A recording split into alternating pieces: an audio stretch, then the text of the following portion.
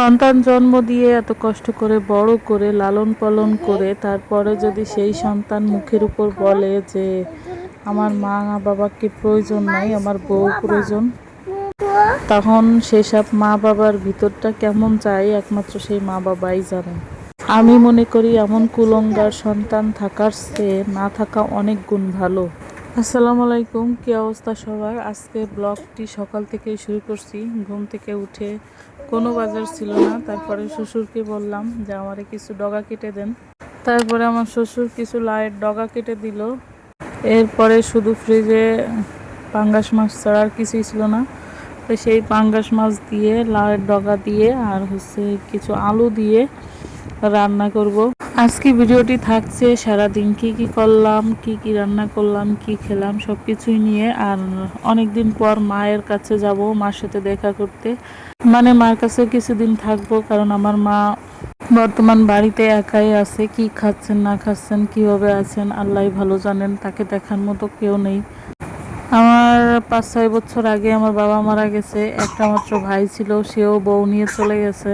তো পুরো বাড়িতে আমার মা একা থাকে, তারও একটু বয়স হয়ে গেছে অনেক। আমরা 5 বোন, যার যার শ্বশুর বাড়িতে সবাই কাজ নিয়ে ব্যস্ত থাকি, কেউ কখনোই সময় পায় না মাকে সেভাবে সময় দেওয়ার। তারপরে আমি চেষ্টা করি সব সময় মার পাশে থাকার জন্য।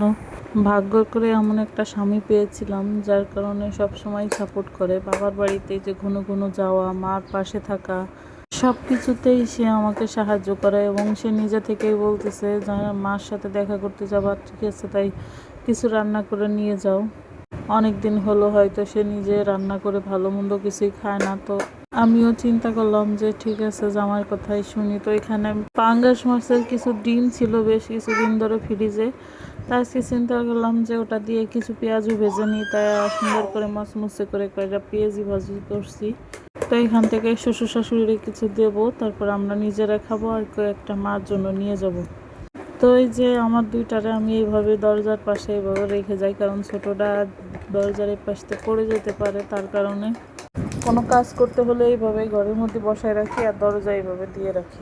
এর মধ্যে হঠাৎ করে জানতে পারি আমার চাচি শাশুড়ি একটি গরু জবাই করা হবে, তো সেখানে সবাই লোকজন জড়ো হয়েছে। তারপরে আমিও ছুটে আসলাম, এসে দেখি এই তো গরুকে শোয়ানো হচ্ছে, সবাই হাত পা বেঁধে।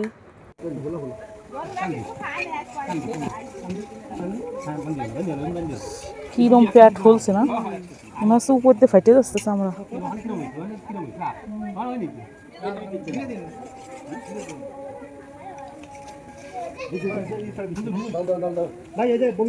এর আগে কখনো আমি এইভাবে গরু কাটতে দেখি নাই, প্রথমবার দেখলাম। প্রথম দিকে আমার গা হাত পা থরথরে কাঁপতেছিল, তারপরে কি করব, আমি এক দৌড় দিয়ে চলে গেছি।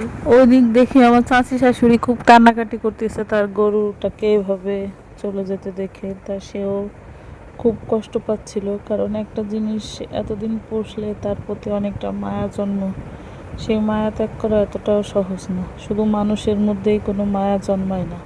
তার কিছুক্ষণ পরে গিয়ে দেখি কি গরু কমপ্লিট কাটাকুটি পরে আমাদের ওইখান থেকে 2 কেজি গোশ কিনছিল। আইসার আব্বু বললো যে এটা রান্না করো, আর কিছু চাল ছিল ফ্লোর চাল, ঈদের সময় সেই চাল দিয়ে আজকে রান্না করব, তাই সেগুলোই কমপ্লিট করতেছিলাম।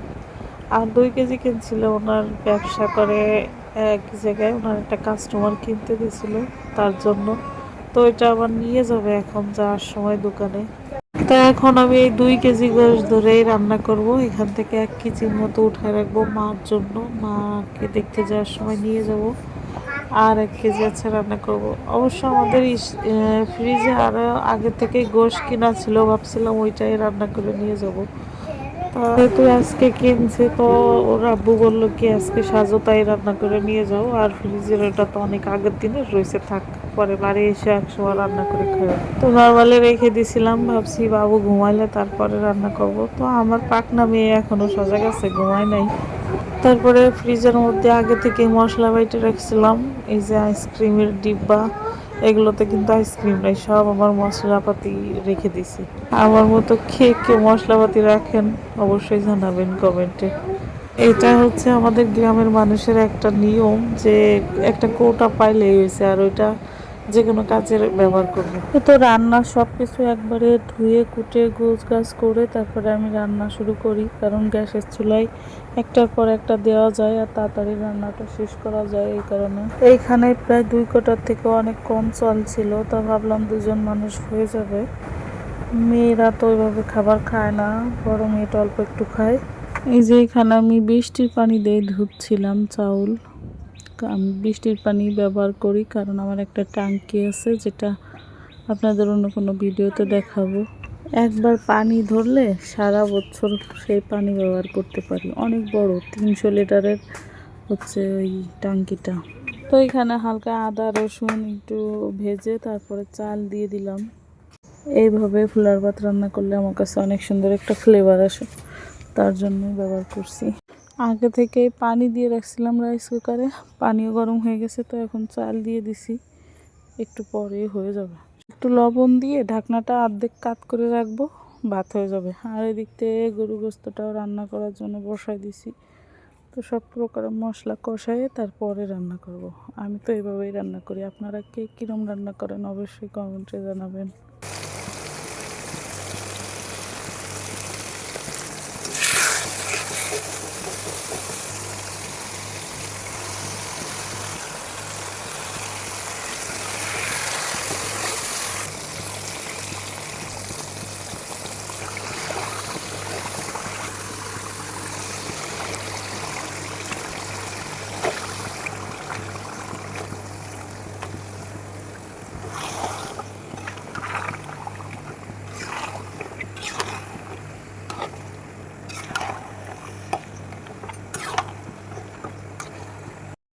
রান্না শেষ হয়েছে আমার সেই রাত 9টার দিকে, আর আপনাদের ভাইয়া আসছে রাত 11:30-12টার দিক।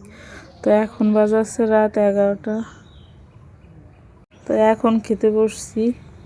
আর খাইতে বসলে আমরা সবাই একসাথে বসি। এই হচ্ছে আমার তরকারির কালারটা দেখে তো এখন এডিট করার সময় মন চাচ্ছে আবার একটু খাই যায়। মাশাআল্লাহ অনেক স্বাদ হয়েছিল গোস্ত, খেলাম পেট ভরে অনেক দিন পর। মধ্যবিত্ত পরিবার এত সহজ না ভাই, অনেক হিসাব করে খেতে হয়। আমরা চাইলেই হুটহাট করে গরুর মাংস খেতে পারি না, আমাদেরকে বছরে 2-1 বার ভাগ্য করে খেতে হয়। আমাদের ছোট্ট সংসার হলেও খরচ কম না। মেয়েটা প্রায় সময় অসুস্থ থাকে, সেখানে অনেক টাকা ব্যয় হয় প্রতি মাসে। সব মিলে ভালো মন্দ খাওয়া মাসে কি বছরেও সম্ভব না। তার মধ্য দিয়ে আপনাদের ভাইয়াও শারীরিকভাবে খুবই অসুস্থ। তারপরও আলহামদুলিল্লাহ আমরা কোনো সমস্যাকেই সমস্যা মনে করি না, কারণ যে আল্লাহ বিপদ দেন সে আল্লাহ অবশ্যই বুঝে শুনেই দেন। কারণ যাকে ভালোবাসেন আমি মনে করি তাকেই বিপদটা একটু বেশি দেন। তো আজকে যাব, কালকে রাত্রে হচ্ছে মাংস রান্না করছিলাম, তো ওইখান থেকে 1 বক্স উঠায় রাখছিলাম মার জন্য। তো আজকে ভাবছি একটু সিমাই রান্না করে নিয়ে যাব।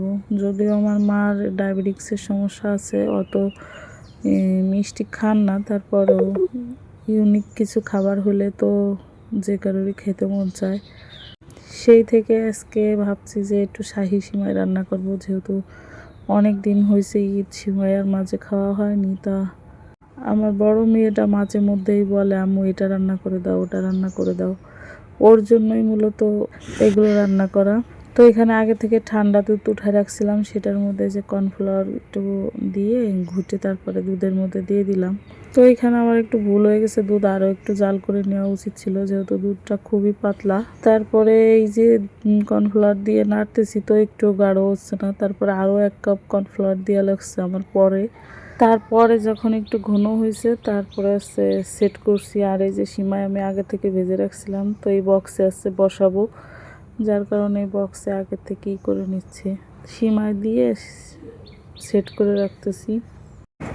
তো এখানে মার জন্য ছোট একটা পাত্র নিছি, আর এটা একেবারেই ছোট না, একটু বড় আছে, যেহেতু মার ডায়াবেটিক্স খুব বেশি খান না উনি। আর এদিকে দুধটাও গাঢ় হয়ে গেছে, তো এবার দুধের ওই হালুয়াটাও এরপর দিয়ে দেব। আমার মতো এরকম কি শাহী সিমাই রান্না করেন। আর এই সিমাই কিন্তু আমি আগে থেকে ঘি দিয়ে তারপরে গুঁড়ো দুধ আর চিনি দিয়ে ভেজে রাখছিলাম, ওইটা অবশ্য ভিডিও করতে মনে নাই। তারপরে বাদাম কিশমিশ এগুলো ঘি দিয়ে ভেজেছিলাম। বড়টা এরপরে সেট করব, যতটুকু আছে মাশাল্লাহ অনেক বেশি হবে। আজকে এখানে 1.5 কেজি দুধ নিয়েছিলাম। আমার হাজব্যান্ড বলে কি এই সাদা ক্রিমটা খেতে নাকি অনেক বেশি ভালো লাগে তার কাছে, তাই এবার একটু বেশি করেই বানাইছি। এই তো উপর দিয়ে আর এক লেয়ার হচ্ছে সিমাই দিব, তারপরে হচ্ছে কিশমিশ আর হচ্ছে বাদাম কুচি দিলে সুন্দর একটা ডিজাইন হবে দেখতে। দেখতে যেমন বেশি মজা, খেতেও কিন্তু এটা অনেক বেশি মজা হয়। এই যে বেশি করেই কিশমিশ আর হচ্ছে বাদাম, আমাদের আসলে কাঠবাদাম কাজু বাদাম এগুলো ছিল না, আমার চীনা বাদামটা একটু কুচি করে তারপরে হচ্ছে কিশমিশ দিয়ে ভেজে এর করতে দিলাম। এই ছোট ডিব্বাটা মার জন্য সাজাচ্ছি, আমার কাছে ছোটটাই আরো দেখতে বেশি ভালো লাগছে। কি গাছ রে বাবা, এই গাছটাই ভালো হয়েছিল। এই গাছটা 20-25 গাছটা হতে পারে না? এই যে গিরে দিতে হবে। এর আশেপাশে কোনো পাতা পুতো নাই। একটা ছোট্ট একটা বেগুন ধরছে, কিভাবে একটা বেগুন ধরছে ওটা নিয়ে সবাই হাসে। কিছু না, কোলবালিশ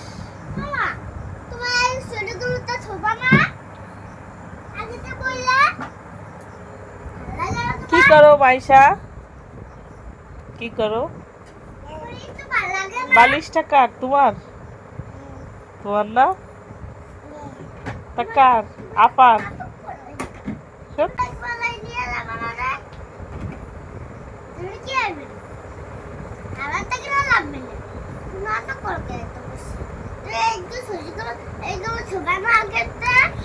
বুড়ি কি করে?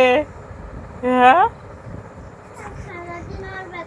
মাইশা বুড়ি, কি রে বাবা, এই কোলবালিশটা কার? তোমার? এইভাবে আজকে সারাটা দিন কেটে গেল। তো কালকে সকাল সকালেই বাবার বাড়ি চলে যাব। তো সবাই ভালো থাকবেন, সুস্থ থাকবেন।